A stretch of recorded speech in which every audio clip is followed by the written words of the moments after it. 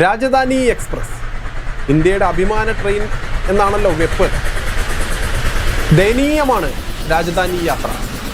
വിദേശീയരൊക്കെ നമ്മുടെ ഈ അഭിമാന ട്രെയിനിൽ ഒന്ന് യാത്ര ചെയ്താൽ മതി, അതോടുകൂടി കഴിയും നമ്മുടെ സർക്കാരുകളൊക്കെ ഇങ്ങനെ തള്ളി മറിക്കുന്ന സർവീസിന്റെ മേന്മ.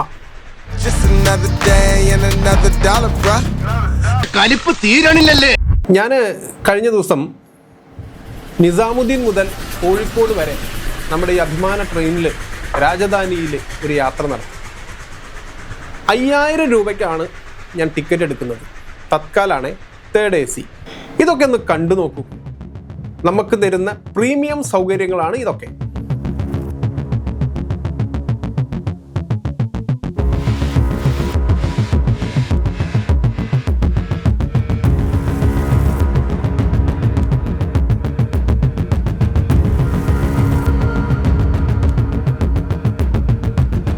ഇതാണ് ബാത്റൂം.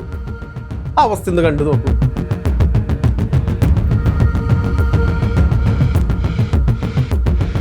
കഷ്ടം തന്നെ. ഇനി ഭക്ഷണം സൂക്ഷിക്കുന്ന സ്ഥലമാണ് അതിലും പ്രീമിയം.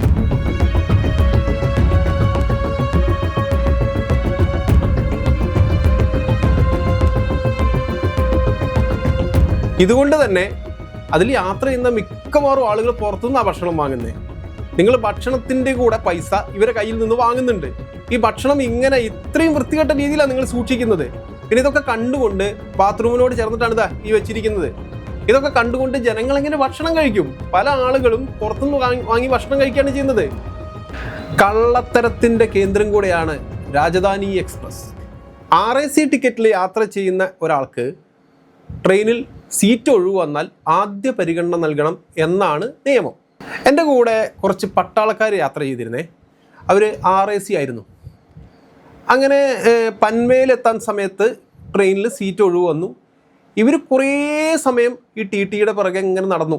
ചോദിച്ചു, സീറ്റ് ഉണ്ട്, ഒഴിവുണ്ട്, ഞങ്ങൾക്ക് അനുവദിച്ച് തരണം എന്ന് പറഞ്ഞിട്ട്. എന്തൊരു പെരുമാറ്റമാണ് അയാളുടെ എന്നറിയോ? എന്തോ ഒരു ഔദാര്യം ഇയാൾ ചെയ്തു കൊടുക്കുന്ന പോലെയാണ് ഇയാൾ പെരുമാറുന്നത്.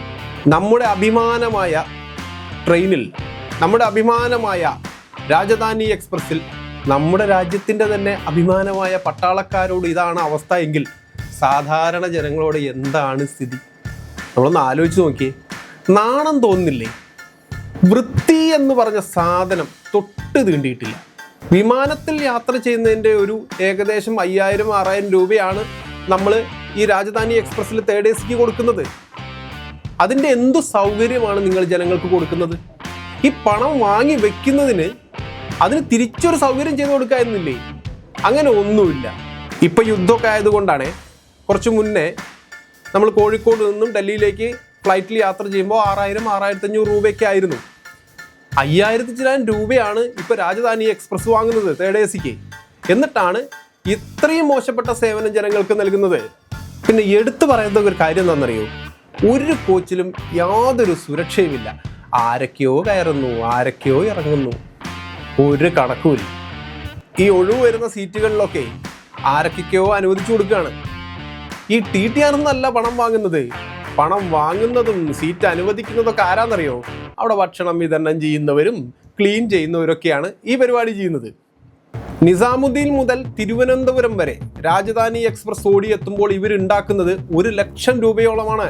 ഞാൻ ഇവരോട് രഹസ്യമായി സംസാരിച്ചപ്പോൾ മനസ്സിലാക്കാൻ സാധിച്ചതാണ് കേട്ടോ. 1 ലക്ഷം രൂപ.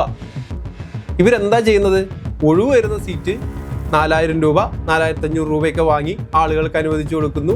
അവിടെ കൊണ്ടേയിരുത്തുന്നു, അവരെടുത്തുന്ന പൈസ വാങ്ങുന്നു. റെസീറ്റും ഇല്ല, ഒന്നുമില്ല. നാണം തോന്നുന്നില്ല നിങ്ങൾക്ക്? സോറി, അത് തോന്നാൻ യാതൊരു സാധ്യതയില്ല. അതില്ലല്ലോ. ഒരു ഉളുപ്പുമില്ലാതെ ജനങ്ങളെ പിഴിയുന്ന ഈ പണിക്ക് പറയുന്ന പേര് പിടിച്ചുപറി എന്നാണ്. ഒരു കാര്യമെങ്കിലും ചെയ്യോ? രാജധാനി എക്സ്പ്രസ് ഇന്ത്യയുടെ അഭിമാനമാണ് എന്ന് പറയുന്നതെങ്കിലും ഒന്ന് ഒഴിവാക്കി കൊടുക്കും. ഈ സാധാരണ ജനങ്ങളുടെ അഭിമാനം കളയണ്ടല്ലോ. ഇതുകൊണ്ടൊക്കെയുള്ള ജാണക്കേട് ജനങ്ങൾക്കാ, നിങ്ങൾക്കതൊന്നും ഇല്ലല്ലോ. കലിപ്പ് തീരണില്ലല്ലേ?